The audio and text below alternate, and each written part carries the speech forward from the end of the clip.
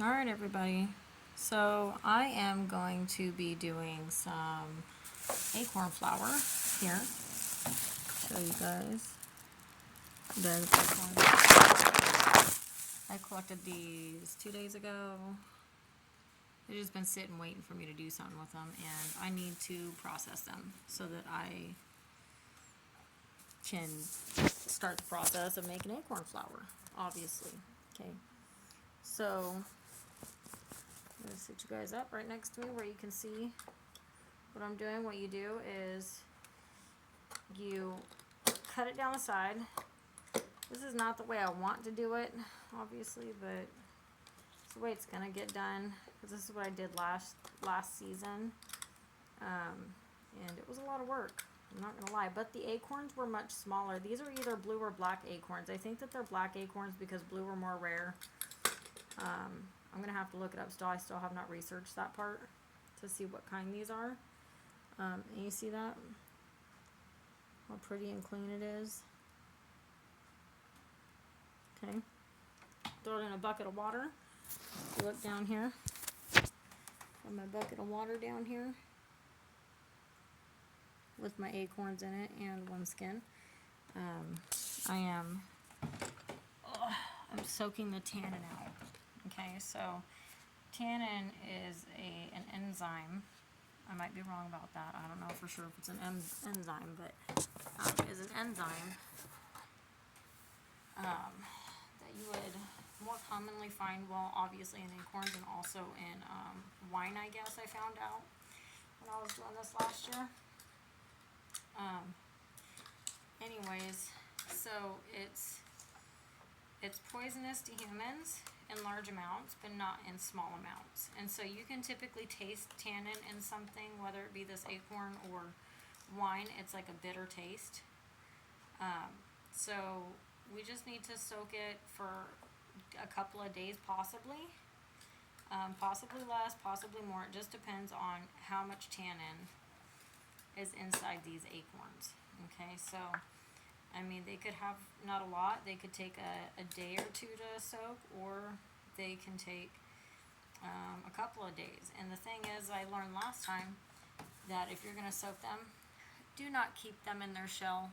Okay, they will never soak the tannin out. Maybe in weeks. Okay, but I didn't want to do that. The last time I did this, I soaked them for like 3 days, and the tannin still wasn't out because I left them in the shell, because one of the videos that I watched said that you could leave them in the shell. Don't do that. It's going to be a longer process, wasting your time, which is valuable when you're doing this, because you can see that this is not a fast-paced job. This is slow. And anyway, so the purpose of doing this is I want organic flour. I want something that's healthier. The Native Americans used to use acorns to make food for themselves. They would grind it up and use it to make flour, and it was a natural thing for them, obviously. They would just pick it up off the ground and process them just the same way that I am. Probably a little bit different, honestly, because something going on with this one, possibly. No, this one's good. Anyways, so I'm doing this so that I can make some flour. I would like some flour. Eventually, I want to be able to do like, it's not grits, some kind of breakfast cereal that you can make that starts with an M, I believe, but I don't know what it's called. I really don't care as long as you can eat it. So doing this, I'm gonna test it every day. In fact, I'm gonna actually try one of these. I'm gonna take a bite of one of them to see how much tannin is in them, because I did that with the last ones, and that's how you're gonna find out if the tannin's gone in them, is you're gonna taste them, pretty much. So this guy looks pretty good.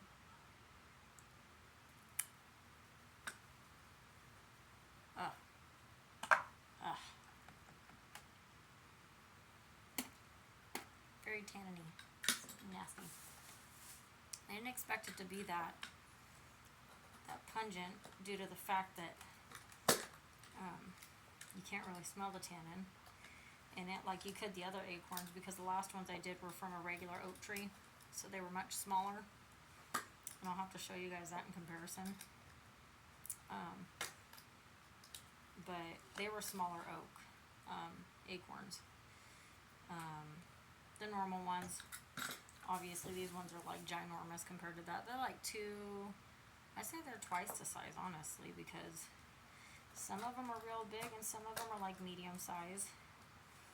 But either way, they're big, and you can use acorn flour just like you use regular flour. You can thicken soups with it. You can thicken, gravy with it. Like when I do biscuits and gravy, I'll be using this, and it does have a slight nutty taste. So it's not like flavorless like regular flour that you use made from wheat. So you will have a lightly nutty flavor from stuff. The last batch of acorn flour that I made was very little amount. It was like, I'd probably say a 16-ounce jar that it fit in. Not even all the way full, and I did a lot of acorns for that.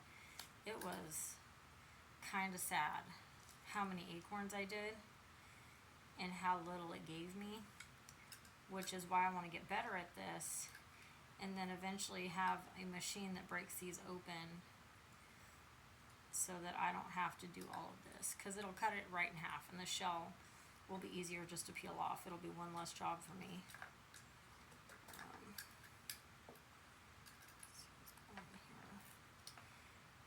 Some of these have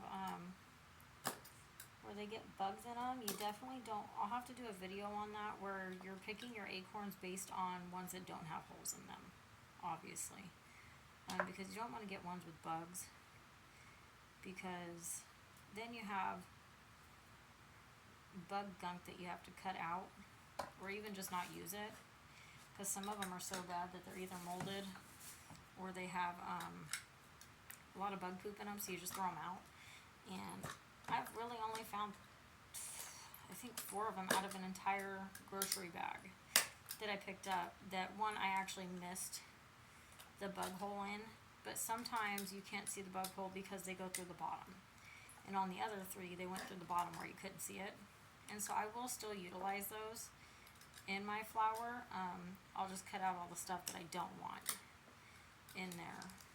Like, if there's a bug in there, it comes out, and all of it's fecal matter, obviously. And I know that sounds gross to people, but honestly, it's not that big of a deal if you're not putting it in your flour.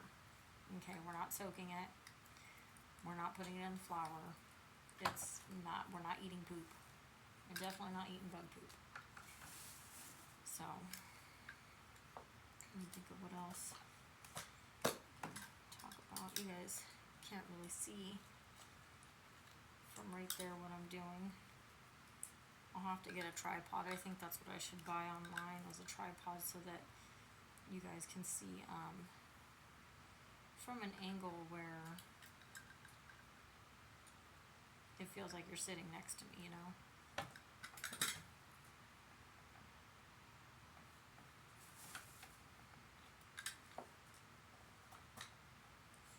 I started cutting these today around like 8:30.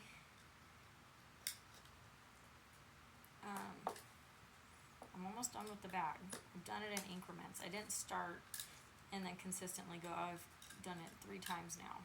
So when I have downtime, I will do this. And I've been just throwing them in a bucket to soak them, so that I can get the process going. Last time I did this, I left the acorns for a while, and then I think it was like a day or 2 before I started processing them, which is kind of like right now, but it was more chaotic during that time. I had a lot more stuff going on, but this is genuinely something I want to do, that I want to get good at, because then I also want to get good at making sourdough bread. I have not been very good at making that so far. my starter I have not babied like I'm supposed to, and it dies because I'm not giving it enough of my time. Oh God, these are hard to break open sometimes. But my goal is to make acorn sourdough bread, or even where I have a process where I could do this quickly and possibly even sell acorn flour. You know, because, oh, see, that was a bad piece that got stuck to the shell because it looks like a bug might have, there's no bug in here, but like a bug might have like tried to make a home in here or something. Maybe it's a defective acorn, I don't know. But there's no bug. It's just some weird dark spots.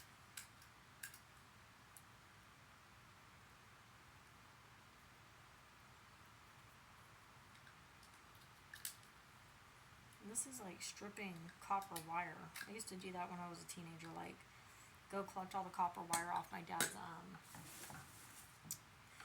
off of his job sites, because he was a custom homes contractor, and so I would strip all of them, even down to like the tiniest piece that I had to like barely hold my fingers to strip, because I wanted to, first of all, I wanted to recycle, but then there's also the benefit of monetary value. So I did enjoy that.